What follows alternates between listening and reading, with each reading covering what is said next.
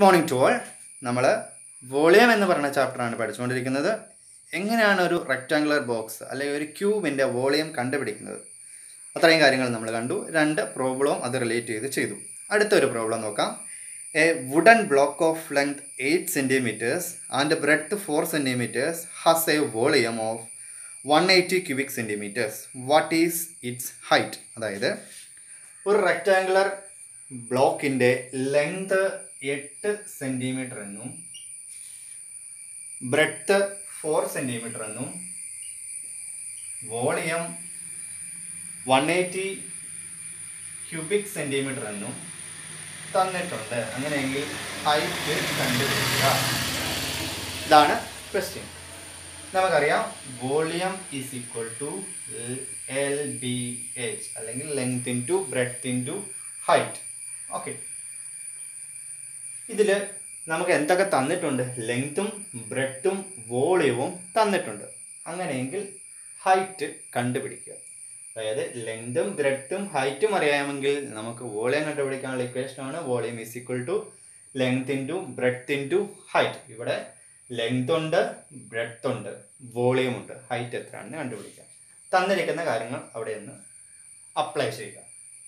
V is equal to, അതായത് volume is equal to 180, length is equal to 8, breadth is equal to 4, height അറിയത്തില്ല, h ആയിട്ട് തന്നെ കിട്ടും. Okay, അതായത് 180 is equal to 32 into 8. ഇനി h equal to എൻ്റെ left സൈഡിൽ കൊണ്ടുവന്നു, അല്ലെങ്കിൽ ഒരു സൈഡിൽ നിർത്തി. അപ്പോൾ എന്ത് വരും? 32 180 ഡിവൈഡഡ് ബൈ 32 എന്ന് വരും. ഓക്കെ, ടെക്സ്റ്റ് ബുക്കിൽ ഒരു ചെറിയ മിസ്റ്റേക്ക് ഉണ്ട്. ലെങ്ത് 9 സെൻറ്റിമീറ്റർ എന്നാണ് സെക്കൻഡ് സെക്ഷനിൽ വീണ്ടും പറയണത്. അപ്പോൾ 8ൻ്റെ പ്ലേസിൽ 9 ആക്കുക. Length 9 centimetre, breadth 4 centimetre, volume 180 cubic centimetre. അങ്ങനെയാണ് ഹൈറ്റ് കണ്ടുപിടിക്കുക. അപ്പോൾ എന്താ ചെയ്തു?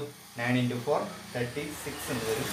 180 ബൈ 36 വരും. ഓക്കെ, ദെൻ 180നെ 36 കൊണ്ട് ഡിവൈഡ് ചെയ്യുമ്പോൾ ആൻസർ 5 എന്ന് വരും. അതായത് height is equal to 5 centimetre. ചുരുക്കി പറഞ്ഞാൽ ഇത്രയേ ഉള്ളൂ. Volume is equal to LBH എന്ന റിലേഷനിൽ നിന്ന് ലെങ്തും ബ്രെഡ്ത്തും തന്നിട്ടുണ്ട്, വോളിയം തന്നിട്ടുണ്ടെങ്കിൽ ഹൈറ്റ് കണ്ടുപിടിക്കാനുള്ള equation volume divided by length into breadth.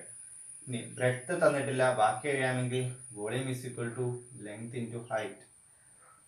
ഇനി ലെങ്ത് അറിയത്തില്ല, ബാക്കി അറിയാമെങ്കിൽ volume is equal to height into breadth, അല്ല ബ്രെഡ്ത്ത് ഇൻറ്റു ഹൈറ്റ്.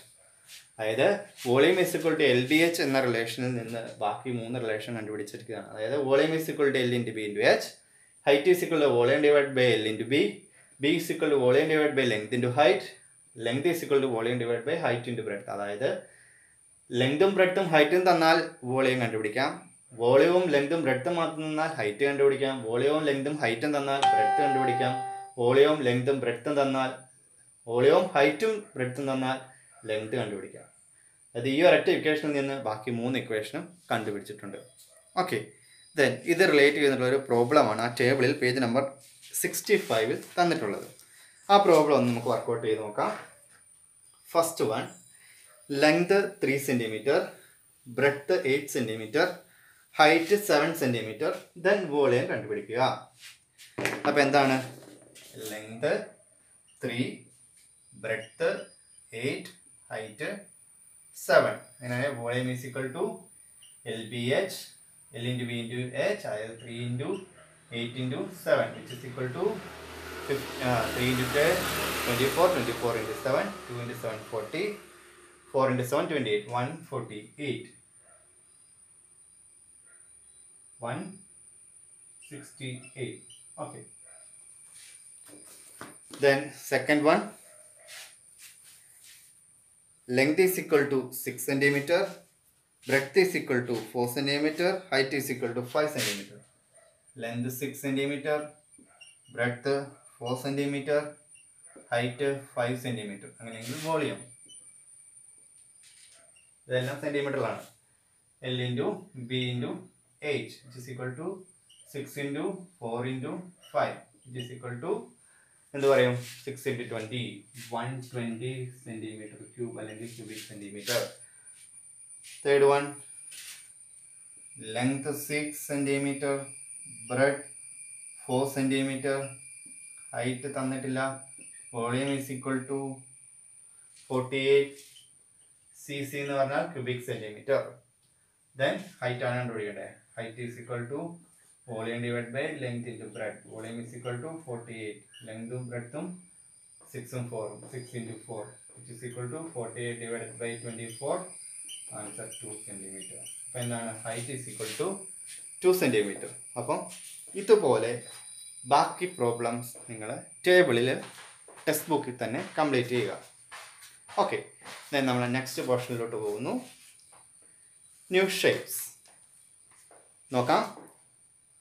അവിടെ ടെക്സ്റ്റ് ബുക്കിൽ ഒരു ഫിഗർ തന്നിട്ടുണ്ട്, ഒരു സ്റ്റെപ്പിൻ്റെ. ആ ഫിഗർ നോക്കുക. It is made by stacking cubes of side 1 centimetre. Can you calculate its volume? അതായത് ഈ ഷേപ്പിൽ തന്നിരിക്കുന്നത് 1 സെൻറ്റിമീറ്റർ സൈഡുള്ള ക്യൂബുകൾ അടുക്കി ഉണ്ടാക്കിയ ഒരു ഷേപ്പാണ്. അല്ലെങ്കിൽ 1 സെൻറ്റിമീറ്റർ സൈഡുള്ള ക്യൂബുകൾ മാത്രം അടുക്കി വെച്ചപ്പോൾ ഒരു സ്റ്റെപ്പ് ഷേപ്പിലാണ് അത് അടുക്കി വെച്ചിരിക്കുന്നത്. അങ്ങനെയാണെങ്കിൽ ഈ ടോട്ടൽ ഷേപ്പിൻ്റെ വോളിയം കണ്ടുപിടിക്കുക. അതിനായിട്ട് നമ്മൾ എന്ത് ശ്രദ്ധിച്ചാൽ മതി?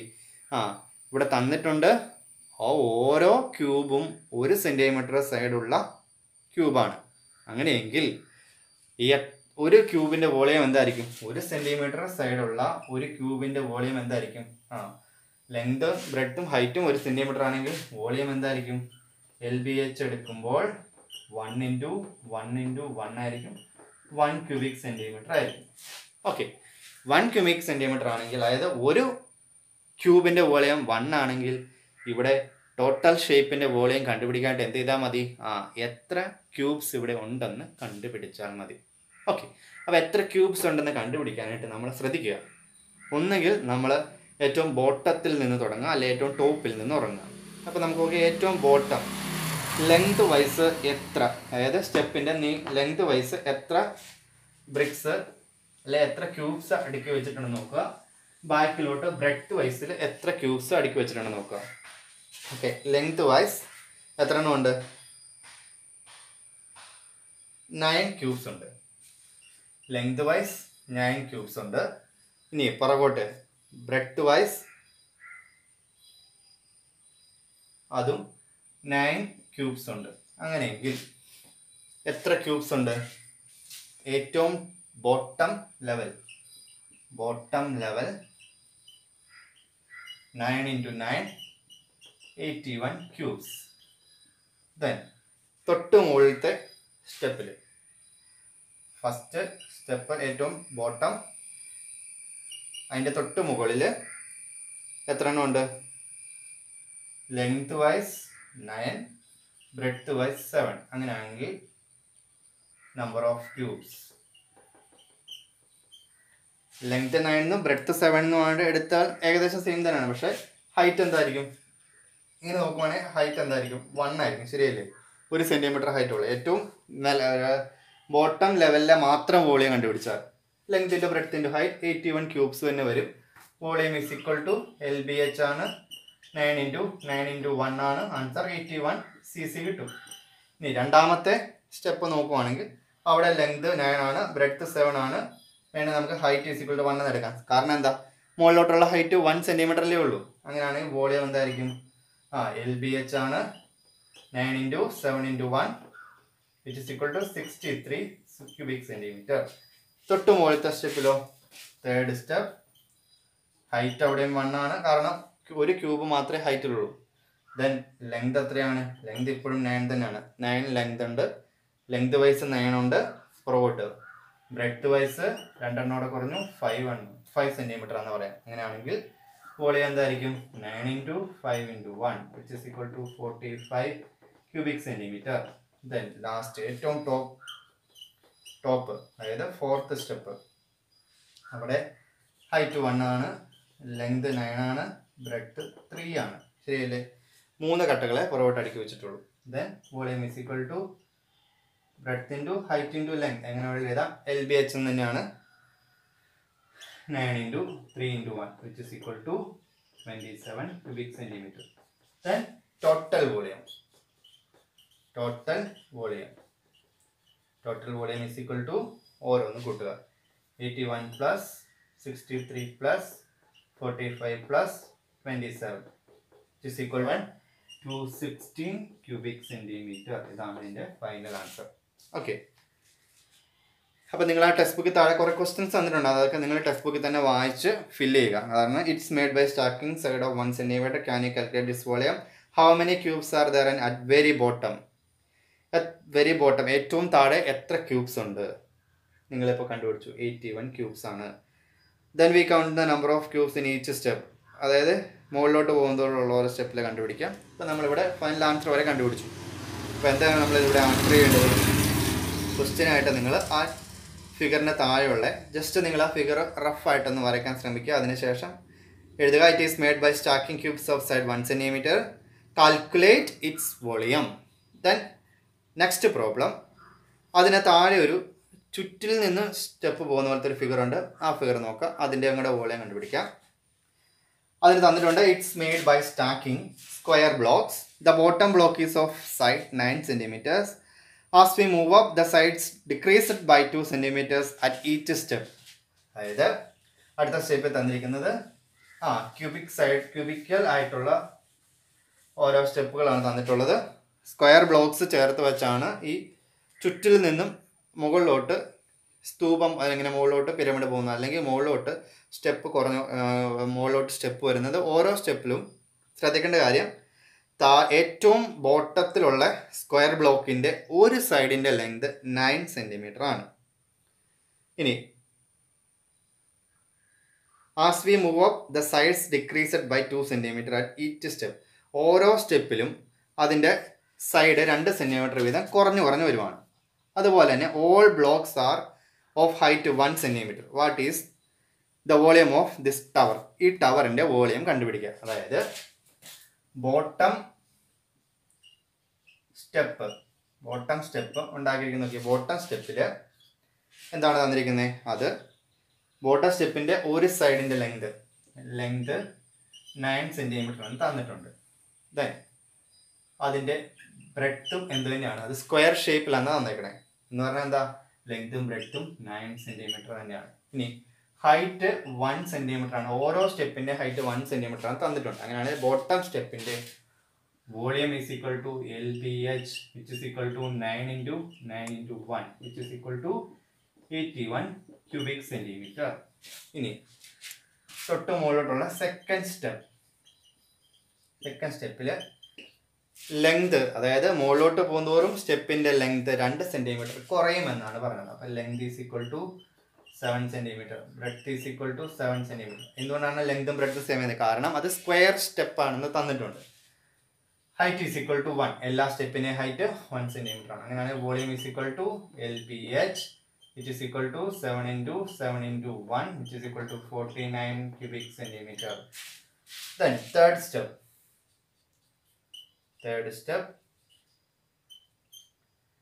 length 2 centimeter കുറഞ്ഞു, 5 centimeter, breadth 5 centimeter, height 1 centimeter. അങ്ങനെ volume is equal to 5 into 1 which is equal to 25 cubic centimeter. CC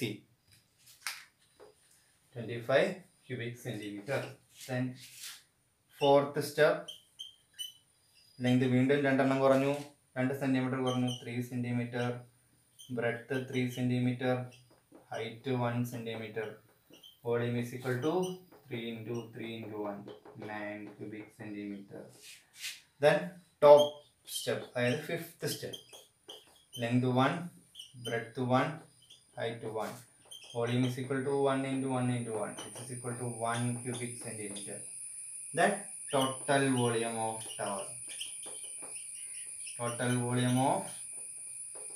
tower which is equal to എന്ത് എല്ലാവരും ആഡ് ചെയ്യുക 81 plus 49 plus 25 plus 9 plus 1 add ചെയ്യുമ്പോൾ എന്ത് വരും 165